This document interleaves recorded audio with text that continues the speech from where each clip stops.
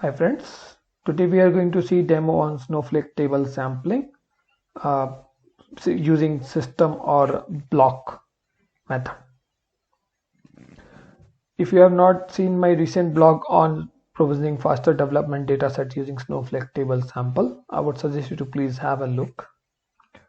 Please subscribe to my channel for all early notification when I publish anything. Let's begin with the demo.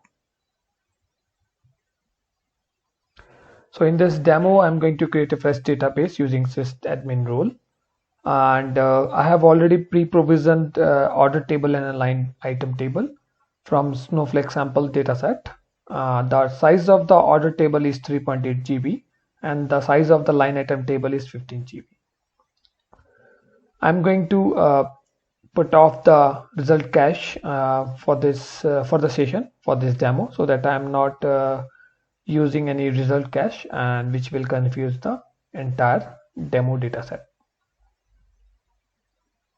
So you can see that new database has been created here. So let me just create, I forgot to create. You can see that the database has been created. I have put off the result cache for this session. Here, if you can see, this is my data set from the database TPCS SF100. So this is created by me. It's not directly from the Snowflake sample data sharing. So I will showcase you how you will see the difference when you use the direct query on the full data set versus when you use a block sampling. So let's first query this table, order table, where I am going to aggregate the total price based on the order status. So we can see that in 3.24 seconds, I have scanned around 332 partition, right?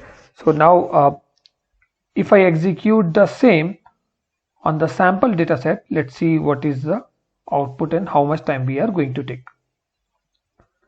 So it took 182 milliseconds.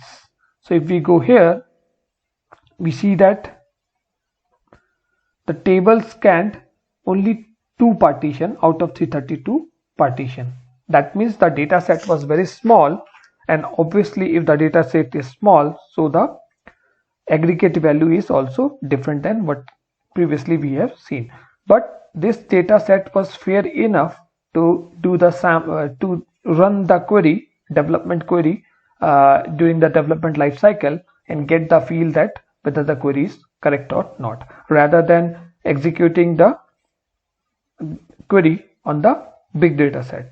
So this type of means like activity will, or the sampling will help when the table is very huge, and running a simple query on a particular huge table is a time taking activity.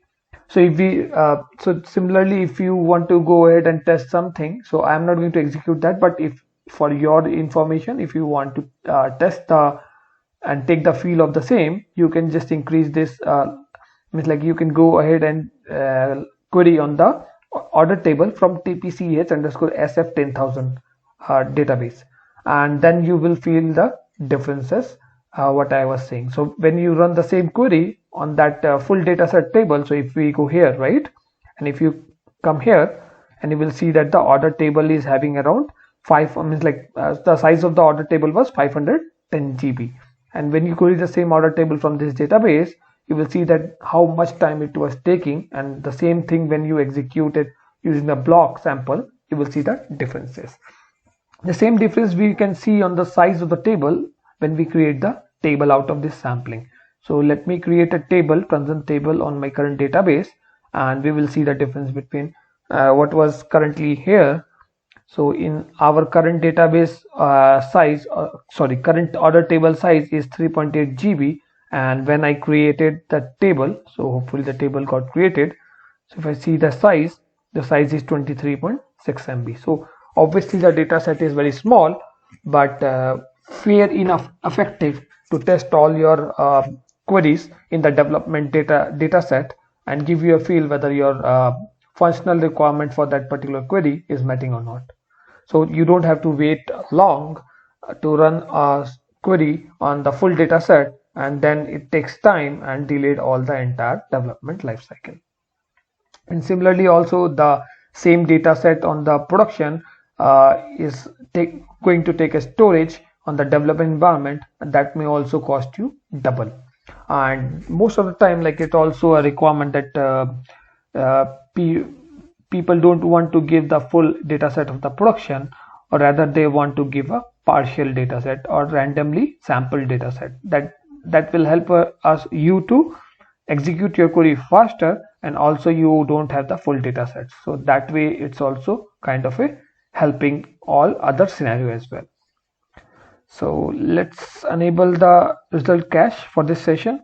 And since we have already seen the demo for this block sampling, so block sampling is basically one thing I would like to also inform you before I close this demo is, like, in the Bernoulli method it was going to scan row by row, but in case of block or system it's going to scan the probability based on per block, not on row basis. So when the table is very huge, it is recommended to use the block sampling or the system sampling rather than Bernoulli or the row, because if the data set, say, is very huge, right? So if it's in million or billion, right?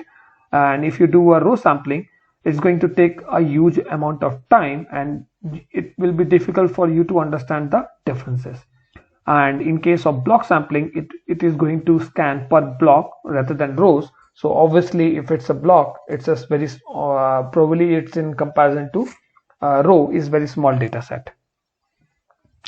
Hence when your data set is very big, you should use block rather than row. And if it's a small table, you will not see much differences on the block versus row. So hence I have already shown the demo, so I don't need database anymore. I'm going to clean that up. So hope you like the demo, and if you like the demo, please subscribe to my channel. Thank you.